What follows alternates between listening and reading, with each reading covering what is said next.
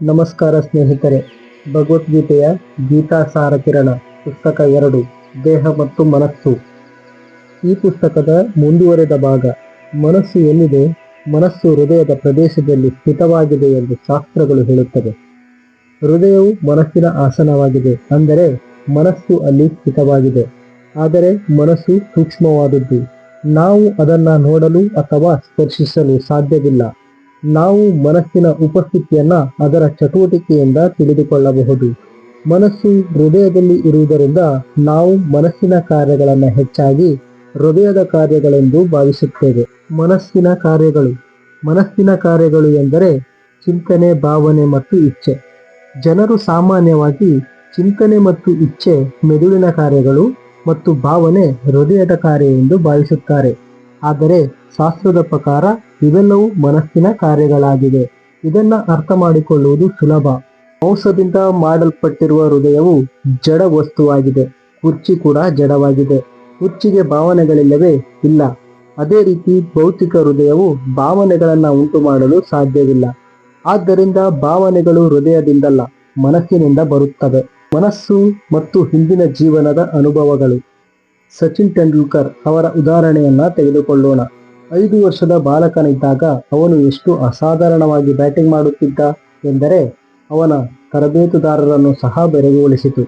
ಸಾಮಾನ್ಯವಾಗಿ ಇಷ್ಟು ಚಿಕ್ಕ ವಯಸ್ಸಿನಲ್ಲಿ ಅಷ್ಟು ಚೆನ್ನಾಗಿ ಆಡುವುದು ಅಸಾಧ್ಯ.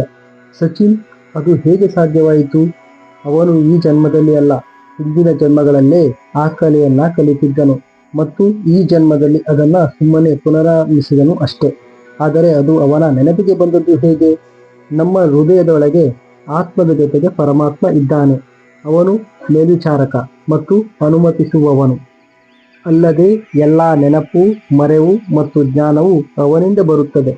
ಬ್ಯಾಟಿಂಗ್ನ ಸಂಪೂರ್ಣ ಜ್ಞಾನವು ಈಗಾಗಲೇ ಸಚಿನ್ನ ಮನಸ್ಸಿನಲ್ಲಿದ್ದಿತ್ತು ಮತ್ತು ಪರಮಾತ್ಮನು ಅದನ್ನು ಅವನ ನೆನಪಿಗೆ ತಂದನು. ಆದರೆ ನಾವು ಸತ್ತಾಗ ನಮ್ಮ ಹಿಂದಿನ ಜನ್ಮದ ನೆನಪುಗಳನ್ನು ನಾವು ಕಳೆದುಕೊಳ್ಳುವುದಿಲ್ಲವೇ? ಇಲ್ಲ. ಸಾವಿನ ಸಮಯದಲ್ಲಿ ಆತ್ಮವು ಸ್ಥೂಲ ದೇಹವನ್ನ ತ್ಯಜಿಸುತ್ತದೆ ಮತ್ತು ಸೂಕ್ಷ್ಮ ದೇಹವು ಆತ್ಮವನ್ನ ಮತ್ತೊಂದು ಸ್ಥೂಲ ದೇಹಕ್ಕೆ ಕೊಂಡೊಯ್ಯುತ್ತದೆ.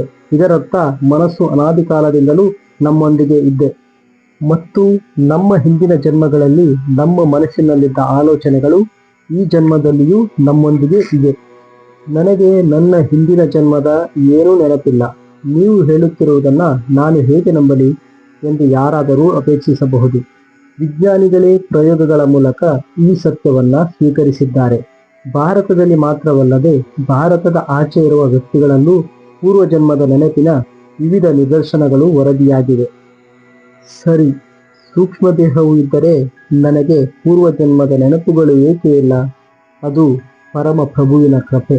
ಯಾರಾದರೂ ತಮ್ಮ ಪ್ರಸ್ತುತ ಜೀವನದ ಕೆಟ್ಟ ಅನುಭವಗಳನ್ನ ಮತ್ತೆ ಮತ್ತೆ ನೆನಪಿಸಿಕೊಳ್ಳಲು ಬಯಸುತ್ತಾರೆಯೇ?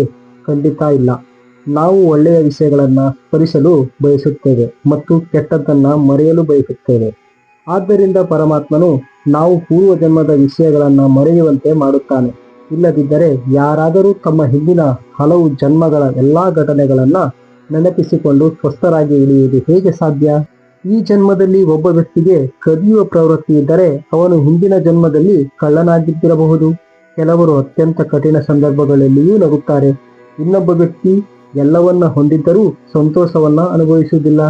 ಕೆಲವರು ಯಾವ ಪರಿಸ್ಥಿತಿಯಲ್ಲಾದರೂ ತೃಪ್ತರಾಗಿರುತ್ತಾರೆ, ಇತರರು ಎಂದಿಗೂ ತೃಪ್ತರಾಗಿರುವುದಿಲ್ಲ.